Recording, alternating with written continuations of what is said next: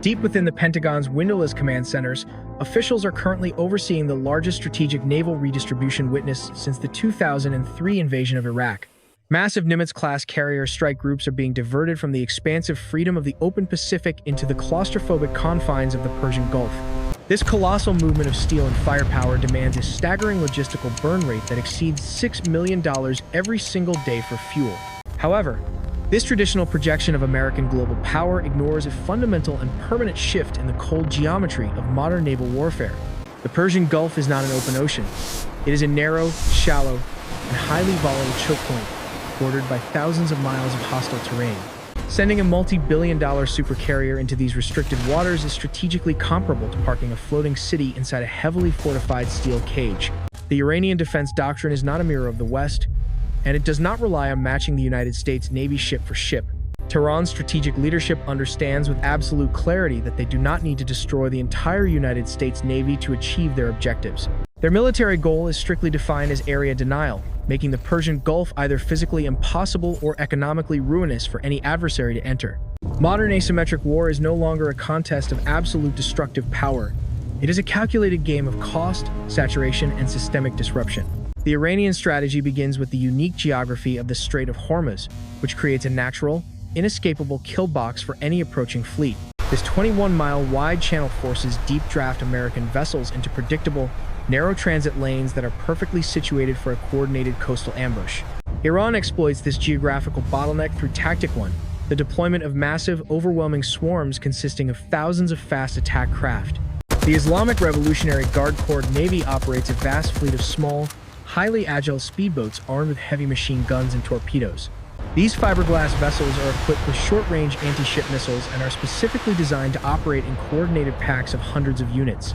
An Arleigh Burke-class destroyer is a technological marvel designed to track and engage high-altitude supersonic threats and advanced ballistic missiles.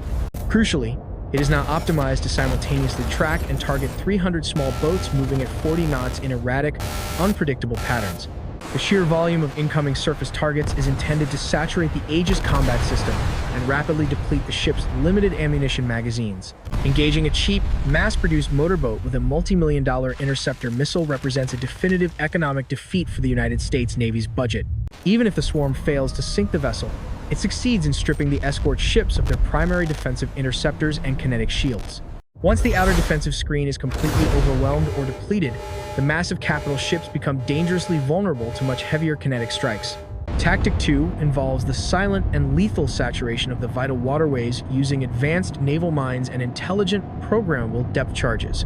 Iran currently possesses one of the largest and most diverse arsenals of naval mines in the world, estimated at several thousand active units. These are no longer just primitive World War II-era contact mines bobbing visibly on the surface of the dark Persian Gulf waters.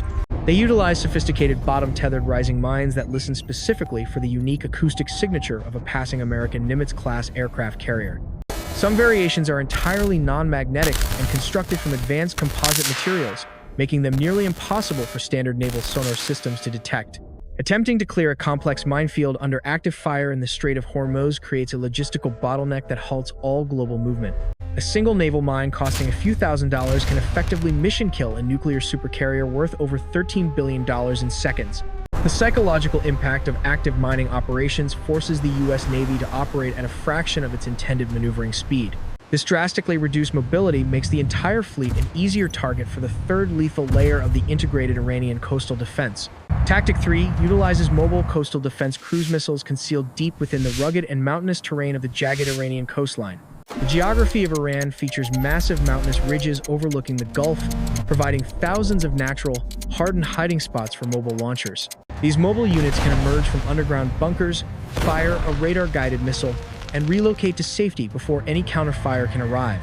These systems include the Gator and Nasir cruise missiles, which are capable of skimming the sea surface to evade sophisticated shipboard radar.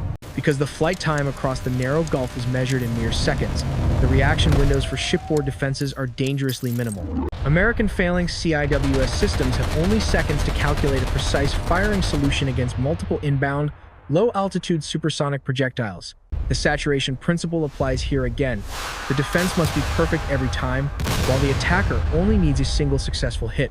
This shoot and scoot capability renders standard preemptive airstrikes by US bombers largely ineffective against a decentralized and mobile missile force. Satellite intelligence cannot easily track thousands of mobile trucks hiding within a coastline that stretches for over 1,000 miles of territory. While the surface war rages, Tactic 4 activates the silent and patient ambush lurking beneath the shallow, murky waters of the Gulf. The Persian Gulf is often too shallow for large American nuclear attack submarines to operate with their traditional effectiveness or safety. However, these literal conditions provide the perfect operating environment for Iran's specialized fleet of Ghadir and Feta-class midget submarines. These small diesel-electric submarines can sit silently on the seabed for days, running on battery power with nearly zero acoustic emissions. They lie in wait for passing carrier groups, effectively acting as intelligent, mobile minefields that can actively hunt their targets. Their small physical size and composite hulls make them incredibly difficult to detect amidst the noisy and cluttered littoral maritime environment. A single heavy torpedo strike from a silent, hidden submarine can catastrophically damage a carrier's propulsion system, turning it into a duck. The US Navy relies heavily on active sonar to find submerged threats, but using active sonar reveals the fleet's exact position instantly. This creates a lethal tactical dilemma.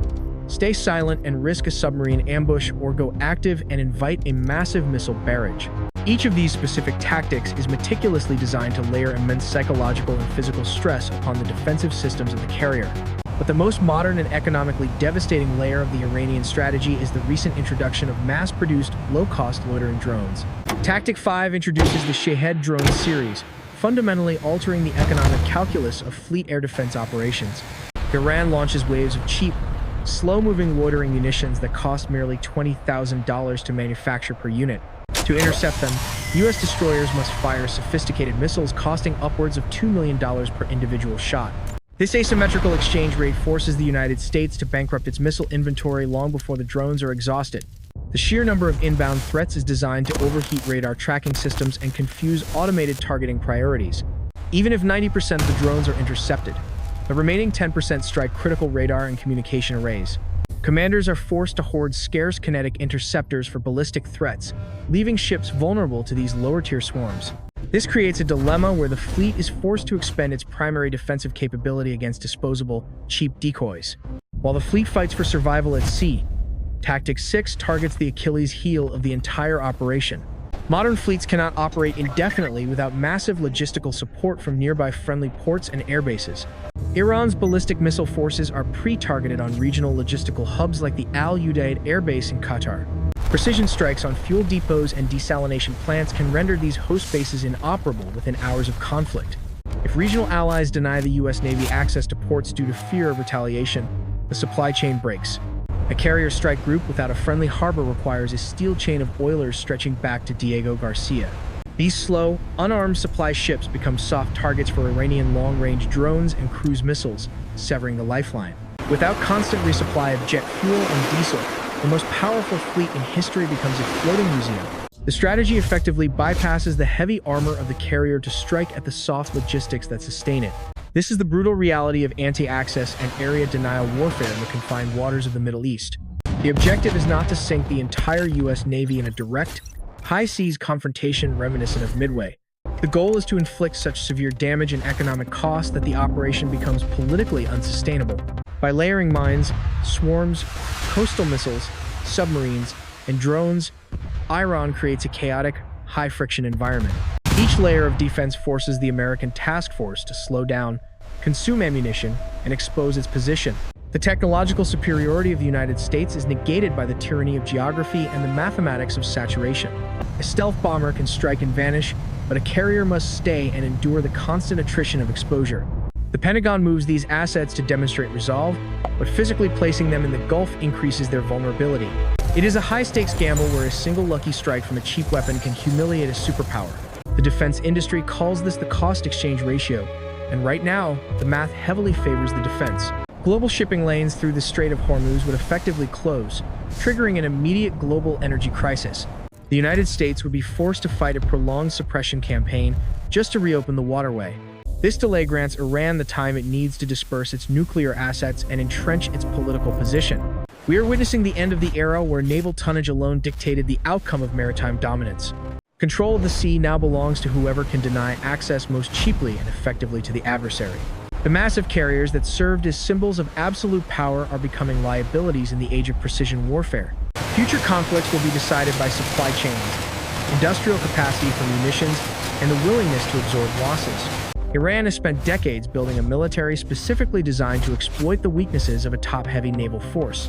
They have turned the Persian Gulf into a complex, multi-dimensional trap waiting to be sprung on an intruder. The U.S. Navy retains the ability to destroy Iranian infrastructure, but it cannot guarantee the safety of its own fleet. This mutual assured destruction capability at the tactical level creates a stalemate that favors the status quo. Moving the fleet is a diplomatic signal, but fighting with the fleet is a logistical nightmare scenario. As tensions rise and the burn rate of millions per day continues, the strategic calculus becomes increasingly fragile. The definition of victory in this context is simply surviving the initial onslaught and keeping the strait open. But against a layered defense designed to bleed the enemy dry, the cost of entry may be too high. The Pentagon knows that entering the Gulf is easy. The challenge lies entirely in staying there intact. Iran does not need to win a war against the United States to claim a strategic victory. They only need to prove that the cost of American intervention exceeds the value of the outcome. Warfare has evolved from a contest of strength into a ruthless audit of efficiency and economic endurance. The chess pieces are set, the board is the narrowest strait in the world, and the clock is ticking. We focus on the firepower of the carrier, but we ignore the swarm that waits in the shadows. Iran's goal isn't victory. It is disruption, chaos, and the denial of control to any outside power. So the real question is not if the US can win, but whether the prize is worth the price. To understand the visceral reality of this stalemate, we must move beyond static analysis and visualize the first 24 hours of a hypothetical engagement. Pentagon war games refer to this nightmare scenario as Day Zero, the moment deterrence fails and the theoretical kill box becomes active. It likely begins not with a nuclear explosion, but with a sudden, confusing blackout across the fleet's electromagnetic spectrum. Before a single missile launch is detected, Iranian land-based electronic warfare units flood the Gulf with high-intensity jamming signals. The pristine digital picture inside the Combat Information Center of the USS Gerald R. Ford dissolves into a chaotic snow of static and ghost targets. Communication links with the Pentagon degrade instantly, forcing carrier group commanders to make autonomous split-second decisions in a vacuum. This fog of war is artificially manufactured to reduce the reaction time of the Aegis defense grid to near zero. Under the cover of this electronic blinding, the first kinetic wave is not a missile barrage but a civilian deception operation. Hundreds of indistinguishable fishing dhows and merchant vessels, regular traffic in the Gulf, suddenly veer off their shipping lanes. Hidden amongst this civilian, maritime traffic are the weaponized speedboats of the IRGC, using the innocent hulls as physical shields. The rules of engagement prevent American captains from firing on unidentified wooden boats until a hostile act is confirmed.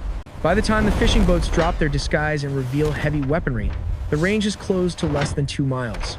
At this point-blank range, the minimum engagement distance for many heavy defensive missiles has already been breached. The 5-inch deck guns and phalanx systems roar to life, turning the water into a frothing cauldron of shrapnel and white water. However, the physics of the engagement are overwhelming. The guns overheat as they traverse frantically between hundreds of erratic targets. While the surface guns are occupied with the Mosquito fleet, the heavy blow falls from the sky in a synchronized time-on-target strike. The sky above the Zagros Mountains erupts as hundreds of ballistic and cruise missiles enter their terminal phase simultaneously. The fleet's air defense destroyers must now choose: protect the carrier from the missiles or protect themselves from the swarm boats. This decision paralysis is the core design feature of the saturation attack doctrine. There is no correct tactical choice. As interceptors deplete, a leak in the defense screen is mathematically inevitable, allowing a Vampire, a hostile anti-ship missile, to penetrate. The impact of a shape-charged warhead on the flight deck of a supercarrier does not need to sink the ship to remove it from the war. The mission kill is achieved simply by fouling the catapults or destroying the arresting wires, rendering the air wing instantly homeless. With the floating airfield burning and unable to launch or recover jets, the 50 aircraft on board become nothing more than expensive cargo. The carrier strike group, designed to project power deep into enemy territory, suddenly finds itself fighting a desperate close-quarters battle for survival. Rescue operations are impossible. No search and rescue helicopter can survive in airspace saturated with man-portable air defense systems. Meanwhile, the Strait of Hormuz has been seeded with thousands of drifting mines, effectively sealing the exit door behind the retreating fleet. The cage metaphor becomes literal. The fleet is trapped in a burning body of water with no safe harbor and dwindling supplies. Global financial markets react within minutes of the first confirmed strike, with oil futures spiking to unprecedented, economy-shattering levels. Algorithms governing the stock exchanges in New York, London, and Tokyo trigger an immediate, automated sell-off of industrial assets. The insurance industry declares the Persian Gulf a war risk zone, instantly voiding coverage for all commercial supertankers in the region. This effectively halts the flow of 20% of the world's oil supply, not by physical blockade, but by bureaucratic necessity. The economic shockwave hits the United States domestic economy harder and faster than the kinetic strikes hit the Navy. Gas prices in the U.S. would likely double overnight, causing ripple effects that freeze logistics and transport sectors across the continent. This demonstrates the total war aspect of the Iranian strategy. The battlefield is not just the water, but the wallet of the American voter. Back in the Gulf, the night brings no relief as the psychological warfare component of the strategy intensifies. The darkness belongs to the small, silent submarines and the looming threat of divers attaching limpet mines to hulls. Sleep deprivation begins to degrade the cognitive performance of the American crews, leading to slower reaction times and fatal errors. Every piece of floating trash or debris on the radar becomes a potential threat, forcing the crew to remain at general quarters indefinitely. This level of sustained high-alert operational stress is unsustainable for human crews beyond 48 to 72 hours. The Iranian command structure, dispersed in hardened bunkers, watches the attrition rate and waits for the inevitable exhaustion. They know that the U.S. Navy enters the fight with a sprint mentality, looking for a quick, decisive knockout blow. Iran fights with a marathon mentality, designed to absorb the initial punishment and bleed the adversary over weeks. The United States faces a grim strategic trilemma: escalate to nuclear weapons, accept a humiliating withdrawal, or grind into a long war. Escalation risks drawing in other global powers like China or Russia, who have vested interests in the region's energy stability. Withdrawal would signal the end of American hegemony in the Middle East and the collapse of security guarantees to allies. A long war requires a logistical chain that, as we established, is currently vulnerable to disruption and interdiction. Thus, Day Zero ends not with a clear victor, but with the world's superpower paralyzed by the complexity of the trap. The images of a burning carrier or a sinking destroyer would become the defining propaganda victory of the 21st century. It would shatter the myth of invincibility that has protected American interests since the end of the Cold War. This hypothetical scenario is what keeps the admirals up at night. It is the difference between having a navy and losing one. Ultimately, the Pentagon understands that entering the Persian Gulf is a relatively simple navigational task. The insurmountable challenge lies entirely in remaining there intact while under constant, multi-layered observation. Iran does not need to win a conventional war against the United States to claim a strategic victory.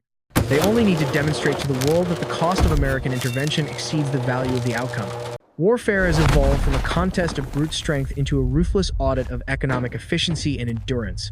The chess pieces are now fully set. The board is the narrowest strait in the world, and the clock is ticking. We continue to focus our media attention on the visible, photogenic firepower of the carrier strike group.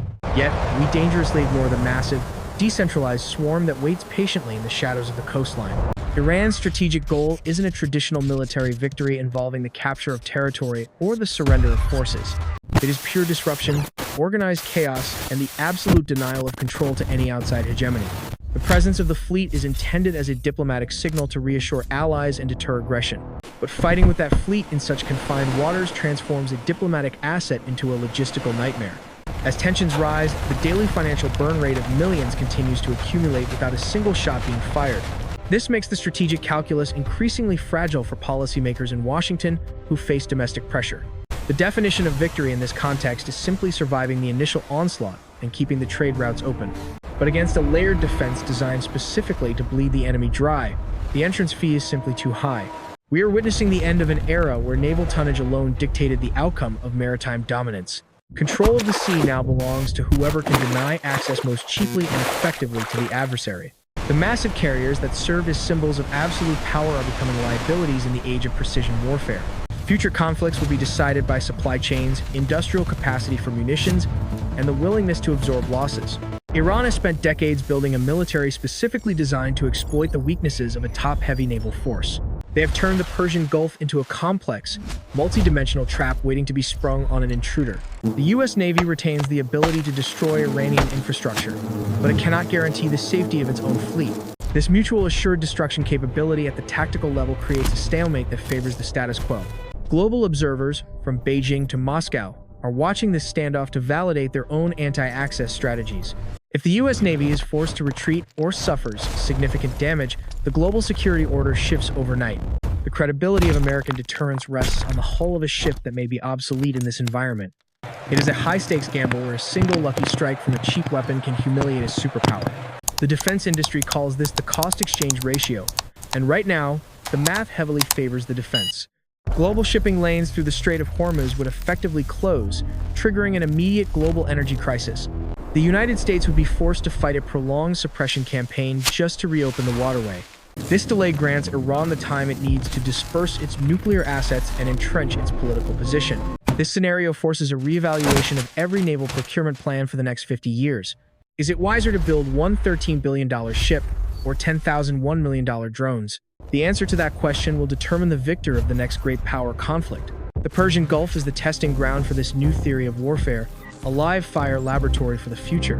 The Pentagon moves these assets to demonstrate resolve, but physically placing them in the Gulf increases their vulnerability. It is a paradox of power. To use it, you must risk losing it, but to save it, you must appear weak. As the sun sets over the Zagros Mountains, the silent war of acoustic sensors and cyber probes continues.